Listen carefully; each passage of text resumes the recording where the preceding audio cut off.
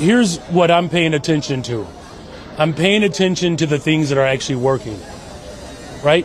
I'm paying attention to the 31,119 young people that have summer jobs. We're paying attention to the 4,000 affordable homes that we've built, and we're on pace to build 10,000. I'm paying attention to the work that we're doing to provide mental health support services. I'm paying attention to how we're going to actually make sure that working people can thrive in this city. The reason why we're experiencing the positive trends is because we're actually doing the work that works. That's the most important thing to note here. As we continue to invest in communities that have been historically disinvested in, that's how we drive violence down. The federal government has a responsibility to do its part by funding education, funding Medicaid, funding SNAP, supporting our veterans. That's the work that the federal government should do. That's what we're calling for in Chicago and in cities across America. What do you hear from Black Chicagoans, and do you think those people who he apparently cited speak for the community? Well, look, here's what I do know of someone who lives on the west side of Chicago. We want investment. We want investment. That's why we put forth a $1.25 billion economic development plan. That's investment. It's why we put millions of dollars into providing dignity for those who are without homes. It's why we have spent millions of dollars into our behavior and mental health care services. The city of Chicago has funded the Chicago Public Schools by a tune of $1 billion. That's what people want. They want good funded neighborhood schools. They want a transportation system that's safe and reliable. They want to be able to afford to live in this city. We're building the safest, most affordable big city in America. That's what the people are calling for, and that's what we're delivering. Deaths, and there were 27 people that were injured. Look at that. This big wall, long wall, all the ones in yellow with the yellow dots, they ended up surviving. The red ones are people who actually died. But the first one at 7 o'clock on Friday night, that was a 33-year-old woman who was just driving, and she was shot in the eye. She's in serious condition. Then there were two that were right at that same evening. There were two more that were killed. One was pronounced dead on the scene. The other went to the hospital and died there.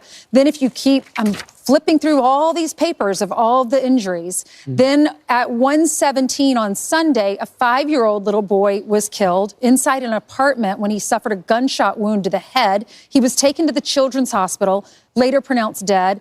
Then right after that, at 4:43, a 17-year-old boy was inside a residence, sustained a single gunshot wound to the head. He was transported to Chicago Medical Center in critical condition and later pronounced dead. And the list goes on and on. The next one was a 25-year-old man who was shot and killed. But I have this paper. Can we show this?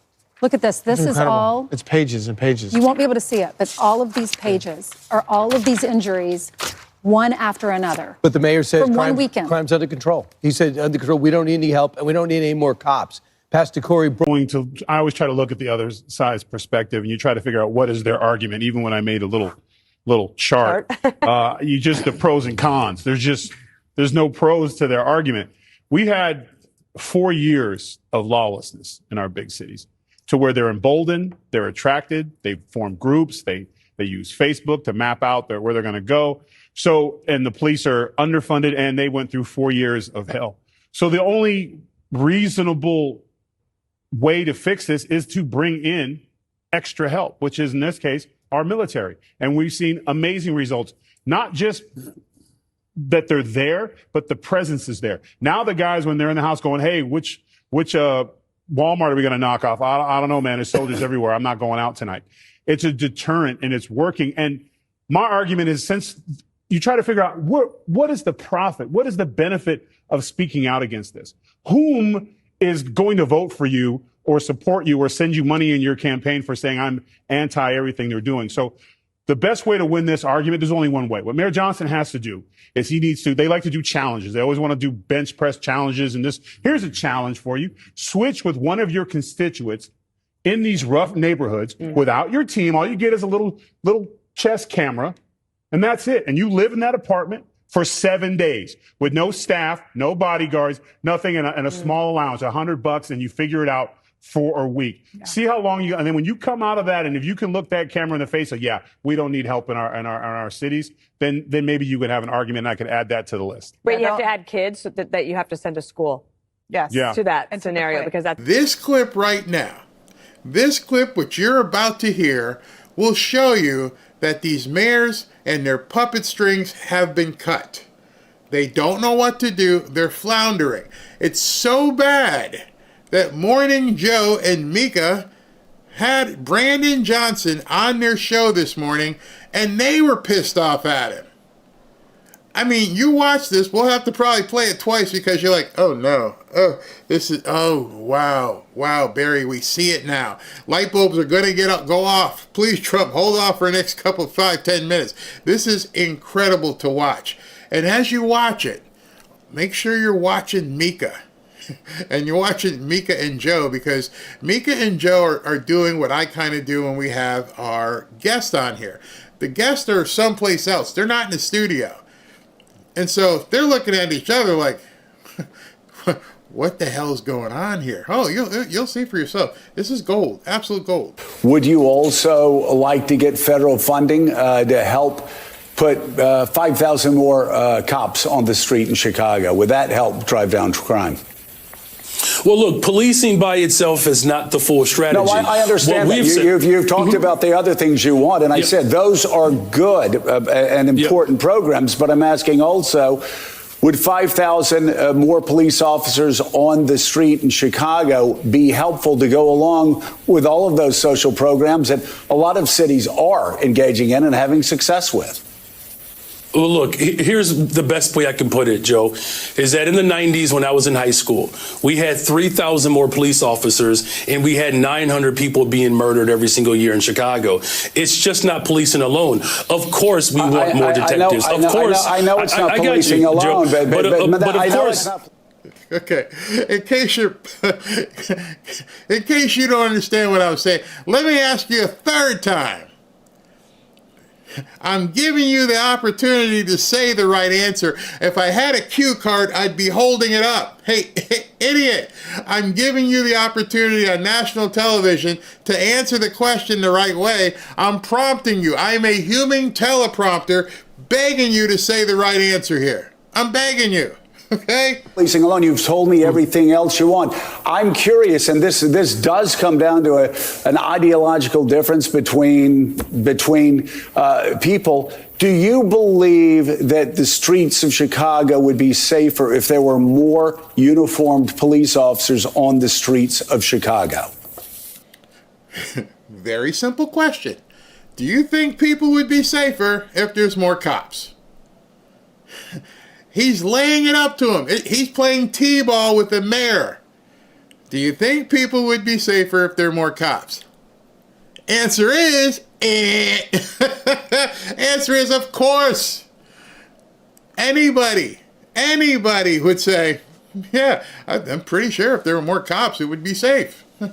Not this moron. I believe the city of Chicago and cities across America would be safer if we actually had, affordable housing.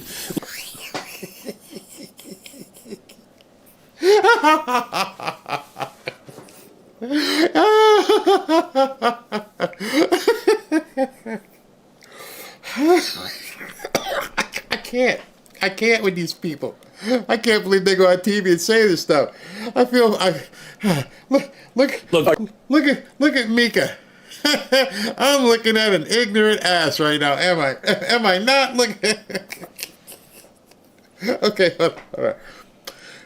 Cabrini Green. I don't know if it's still there. Different projects that these people live in. They're not paying anything. They're all on Section 8, or they're living off the dole as it is, and you're like, I think people would be safer if there was more affordable housing. You're going to put them in bulletproof buildings? What the heck? See, I told you. You would see this and go, okay, I get it, Barry. They have no idea. None whatsoever. Eddie with the brain. And Mika and Joe are like, oh my God, I tried. 3 times. I tried 3 times. Affordable housing will make people safer. Okay. Yeah, I'm not that's saying not, that that's we not the don't. question I asked. My question But- is, but, and I just need a yes or a no, do you believe... Okay, here's a fourth time. Okay? Shut up, Negro. What I'm telling you is the answer. Do you believe more cops would help with safety? You get it? Over here. Oh, gosh. The streets of Chicago would be safer if you got all of those other extraordinary programs put back into place, which do have a history of being successful, if that's complemented by having 5,000 more cops on the streets of Chicago. I don't believe that we should narrow it down to just police officers, Joe, is what I'm saying. That is an antiquated approach. I'm saying we've invested in detectives. Mr. Mayor, are you hearing what I'm saying? Here goes a fifth time. Dude, you're not getting it. Antiquated approach. What do you mean? Wyatt Earp, well, all the way through Doc Holliday, every other town is if I have more cops, it's safer. That don't have the knuckleheads, but this guy, they might as well have taped the answer to his shirt and just went right here. Do you think? Hold on. Here's what they should have done. They should have come out and went in front of Joe and held that up in front of you. You can't see it. Yes. Yes. Read it. Agreeing with you that all of these other social programs are extraordinarily important. I just need a yes or a no, and then this will be the last time I ask. If you get all of those other social programs that 800 million that New York City does, Los Angeles, other people do with great success, would an what can y'all interpret Mika's body language right there? Mika's body language is, oh God. No wonder our ratings are in the toilet. Now that's when I sit back and think of my career choices at this point. I decided to get with this idiot and do a liberal talk show. And we got to bring these morons, these mental midgets into my studio. To the point where my husband here has to say, it's the last time. Here's your last shot, bro. You're going to get it, right? You're going to get it right this time? 5 times? 5. First one, yes. More police would make it safer. Huh? I don't think so. I think we need to build bulletproof houses or something. additional 5,000 cops on the streets in Chicago help complement those programs to make Chicago safer? Look, we are working hard to make sure that our police department is fully supported. I don't believe that just simply putting out an arbitrary number around police officers is the answer. What I'm saying is policing and affordable housing. It's police. I can't help it. At that point, if I was Joe, I'd just click the button, do a commercial or something. Just roll the tape of Trump talking or something. You got to repeat. I can't do this anymore. I can't really. Joe, I feel bad for you. I never thought I would ever get to the day where I would say, Joe, morning, Joe and Mika, I feel bad for you. Somebody booked this guest on, and you didn't realize it was going to be adversarial. You're a lefty channel. Lefty show, and you got this moron on there. And right now you got your spit shining that resume right now, aren't you? Because oh my gosh, we're toast. We are absolutely toast. And mental and behavioral health care services. It's policing and youth employment. It's a full package. Of course, we want to make sure that our police department is fully supported. That's why I've invested in our Detectives Bureau, because what we have seen in the city of Chicago. Some of you guys might not have caught that one. Let me just tell you something, okay? Or after the crime takes place, moron, there's nothing to detect. If you stop the crime, you don't need that many detectives. See, a lot of people would have just missed that. I invested in it. I say, he's putting more police in, he's putting detectives. Detectives aren't out on the street at the front lines. They're the ones who come out and do the measuring of the person's body and saying, oh, he's dead, isn't he? Yeah. Ooh, looks like he took 2 to the back of the head here. Yeah. Oh, it's sick. So when we solve crime, it acts and serves as a deterrent. It's police. When it solves crimes, it acts as a deterrent. Oh, wow. You see what I mean? You understand what I'm saying? Somebody has cut the strings, and these people have no idea what the hell they're talking about. When we solve the crimes that were already committed, it acts as a deterrent. In all of the other efforts that we're doing. Here's the last thing that I'll say to that. The federal government could work stronger to coordinate with my police department to get guns off the streets of Chicago. We've seen these coordination efforts work. Just a couple of weeks ago, the ATF working with my police department, we removed over 150 guns off the streets of... Ooh, 150? Ooh, now what about the other 2,900 people who got shot? See, that's when they say things are improving. Oh, we got 150 off the street. What are you on pace for? Oh, we're on pace for like 2,500 shootings this year. I'm doing good. I'll be doing good, Anna. Yeah. What's SB texting me? Oh man. Sometimes you think about this stuff and you literally just have to shake your head because these people are absolute blithering idiots. Hold on. Hold on. What's this? Oh, goodness gracious. This is just too much for me. Too much to listen to. Chicago that were trafficked in through Mississippi and Indiana. No one is saying that police officers don't play an incredible role in driving safety. They play an absolute pivotal role in that. But we have asked law enforcement to do too much. Police officers are being asked to be social workers, counselors. What I'm simply saying is Joe and Mika at this point have given up because the next question is, who asking them to do that? Who in your city are telling police officers to be social workers and counselors?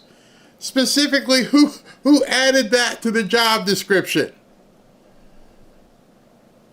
Sounds like a personal problem, isn't it? If we're going to build safe and affordable cities across America, the one thing that safe communities all have in common, they invest in people. We have a poverty issue in the city. My community is very, very safe. And I don't think any of the developments out here, any of the gated communities, ask the city to come in and invest in the people who live here. You see, the city, what they provide where I live, they provide the water. That's about it. Garbage collection. Patrol. They patrol. Nah, not much. They'll make sure the roads are clear, but that's state. Nope. Nobody from the city of Boca Raton has said, you know what, let's help Barry and Robin. Nope. They just keep us safe and get out the way. Is how it should be. Of Chicago and cities across America. Police officers alone will not put food on the table. Police officers alone will not guarantee a high quality education. Oh gosh. These cities, bottom line, these cities are doomed. If you live there, do everything you can, scratch, claw, whatever you have to do, get the hell out. This is incompetence at a supreme level. Somehow he's equated law enforcement to putting food on people's tables, to having affordable housing, but that's your job. Their job is to enforce the laws on the books. You want people to have more food on their table, you need to have some vocational programs, teach them better in school so they can actually read, and give them a skill other than pulling a trigger. And somehow tell these idiots to stop spreading seed and having babies they can't afford so that they have to have EBT. It's a very simple thing. Civilized societies are okay with telling the people who live in those civilized societies, here's things are unacceptable. Stop making freaking excuses. I am so over this blackness of racism, of entitlement, of it's not our fault, we just need more, we need you to give us more. How much more do we have to give you? We have seen generations in Chicago, in Hartford, in Baltimore, in Detroit, in Cleveland, in Los Angeles. Generations. Not one group of people needed help for a couple months. Generations. And the only thing that these black mayors in these black cities can do is say, give me more. We're tired of it. We're over it. Take care of yourself. Teach that. Hey, listen, there's going to be no more handout. You want a soda and some Cheetos? Guess what? Buy it yourself. Well, I ain't got no money. Well, that's your problem. You don't have any money because you don't have a job because you have no marketable skills other than having babies. And so there has to be a strong look in the mirror at some point, a serious come to Jesus moment when you look in the mirror and say, I have failed my people.